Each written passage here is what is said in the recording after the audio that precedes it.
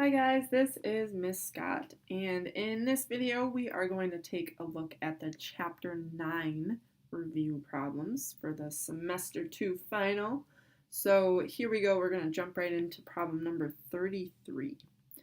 Anytime you are trying to simplify what we call a rational expression, which is just a fraction, factor. That's always your first step. Chapter 9 was basically just factoring on steroids. So our first problem, we are going to recognize that y squared minus 16 is a difference of squares. So we can factor that as y plus 4 times y minus 4. All right, and then in the denominator here, I have an easy factor. So if you can recognize how to factor that right away, you go. That's awesome. If not, you can use, If not, you can use this diamond method. So we're trying to find two numbers that multiply to give us negative 20 and add up to negative 1. So think on that. I'm seeing 5 and 4, and then if I make that negative 5, that'll do it. So here this is going to factor into y minus 5 times y minus or plus 4. And then notice we've got a couple of common factors here. So this and this will cancel. And then my leftovers are my answer. So in this case, I have y minus 4 over y minus 5. All right. So there is our first problem. Let's take a look at 34. In this one, they want us to find the sum of these two fractions. And just like in any addition problem, you always have to get a common denominator before you can add these fractions. So there's a couple ways we could do this one. The least common denominator is actually 10x. So I could obtain that. So my least common denominator is 10x. And I can just see that because 5 goes into 10, or 5x goes into 10x, and then I can multiply this one over here by x to get my least common denominator. So I'm going to go that route. Another option, if you're not seeing how to turn these into 10x, the other option would be to multiply this fraction by 10 and then multiply this one by 5x and get a denominator of 50x. But that would be a common denominator, but it just would not be the least common. So I'm going to do it with the LCD here. So to get 10x in this first fraction, I am going to have to multiply by 2. And to get 10x in this second fraction, I'm going to multiply that one by x. So this, then I can distribute the 2 in this first fraction. I get negative 6x minus 2 over 2 times 5x, which is 10x, plus 7x over 10x. And now that I have the same denominator, I can just add the like terms in the numerator. We know our denominator is going to be 10x because that's our LCD. And then our like terms in the top, notice we have negative 6x plus 7x. So we end up with x, and then we saw that minus 2 there. So then that would be our answer. Don't see anything else we can simplify by dividing out, so we are done. All right, 35. What is the quotient? So in this one, we are going to do keep, switch, flip. So that's a division problem. And I'm going to multitask a little bit here. I'm going to factor as I keep, switch, flip, just to save myself some time and some steps. So let's start here. Here we're going to try to find two numbers that multiply to negative 35 and add up to 2. So notice 5 and 7. If we make the 5 negative, that'll get us there. So we're going to factor that into x minus 5 times x plus 7. All right, and in our next piece here, we're going to make another diamond. Find two numbers that multiply to give us 12 and add up to negative 7. So that will be negative 3 and negative 4. All right, so that down down there is going to factor into x minus 3 times x minus 4. And now we're going to switch. So we're going to switch this to times, to multiplication. And then I'm actually going to factor the denominator because when I flip, that's going to be my numerator. So if it's two terms and these are not perfect squares, so it's not a difference of squares, we look for a greatest common factor, a GCF. So if you want to write GCF here to remind yourself that's what we're doing, I noticed that 3x squared and negative 12x can have a 3x taken out. So if we take 3x out, we're left with x minus 4. And we're just about there, guys. Last part of this problem is to make a diamond for that, 40 and negative 13. This is another little bit tricky one, but 8 and 5 will multiply to give us 40, but we need them to both be negative to add up to negative 13. So we get x minus 8 and x minus 5. And we get quite a bit to cancel here, so these x minus 5s will cancel. The x minus 4s will cancel. And I think that is it. So let's write what's left over as our answer. We will have 3x times x plus 7. So usually you put a monomial in front of a binomial. And in the denominator, we have x minus 3 times x minus 8.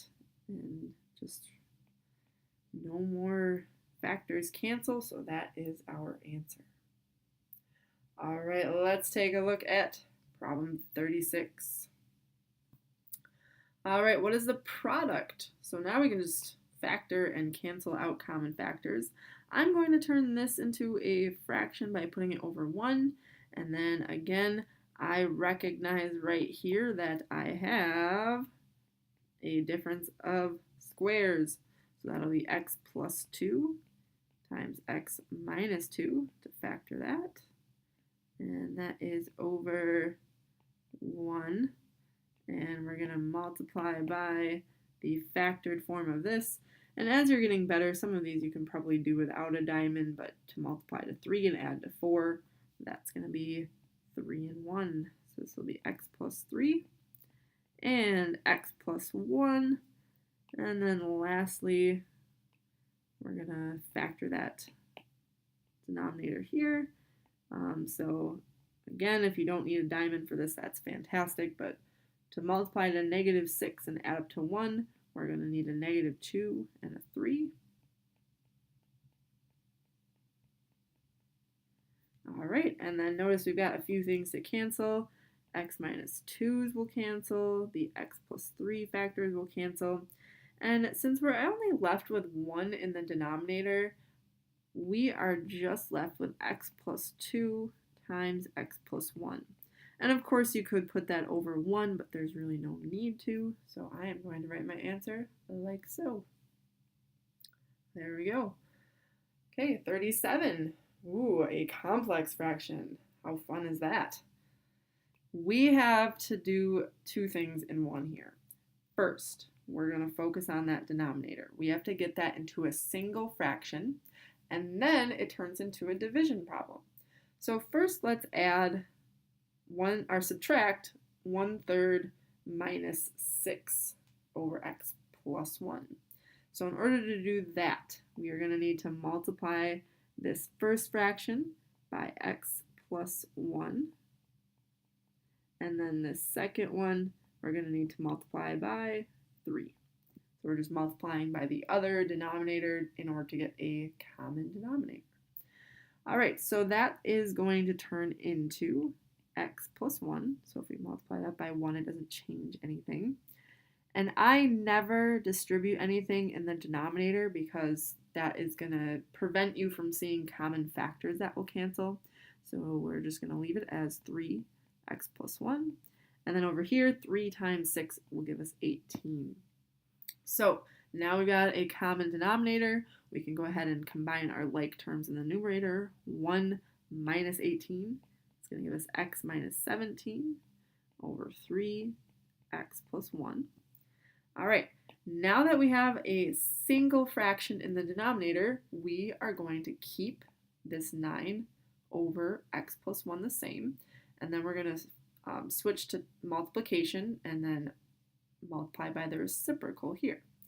So let's go ahead and do that. We got 9 over x plus 1 times 3x plus 1 over x minus 17. And now you might notice why I did not distribute that 3, because I can see that these x plus 1s will cancel. Now we can just multiply straight across. So 9 times 3 gives us 27 over x minus 17. There's no other common factors there that will cancel, so that is your final answer. All right, moving right along, our last problem from chapter 9. So we are going to find the solution of the equation. This is actually kind of similar to adding and subtracting in that we need to obtain a least common denominator. So notice that two of our denominators are identical, so that's kind of a hint that the LCD is x plus 3.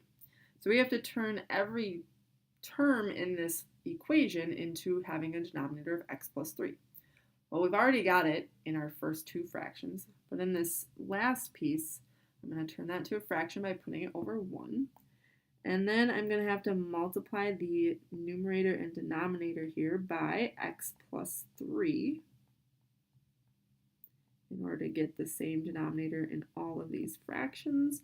So that is actually where we need to start. So now notice that all of your denominators are the same, so we can just focus on these numerators. So you may have learned it as you can just cancel out the denominators. You're not really canceling them out, but if they're all the same, they're irrelevant, and you can just solve the equation using the numerators. So in our first fraction, our numerator there is 4x. And then that equals our second numerator of 2. And then we're going to distribute that negative 3 here and turn this into minus 3x minus 9. And from here, it's just solving an equation like you usually would. Let's go ahead and add 3x to both sides. So these will cancel. We end up with 7x equals, let's go ahead and combine these like terms. 2 minus 9 is negative 7. So if we divide by 7, we get our answer of negative 1. And it's always a good idea just to double check that that's not going to make any of your denominators 0. In this case, it's not going to, so we're okay. And you can always plug in your answer to make sure it works. So if we go back up to the beginning, 4 times negative 1 is negative 4. And then over here we have 3 times, or negative 1 plus 3 would give you 2. And then negative 3 times 2 would give you negative 6. 2 minus 6 is negative 4. So on both sides you do get the same answer. So it's always a good idea to check your answers before you finish up. All right, well, I appreciate you guys tuning in. If you have any questions on this, feel free to ask your math teacher. We are more than happy to help you out. All right, we'll see you guys later. Take care.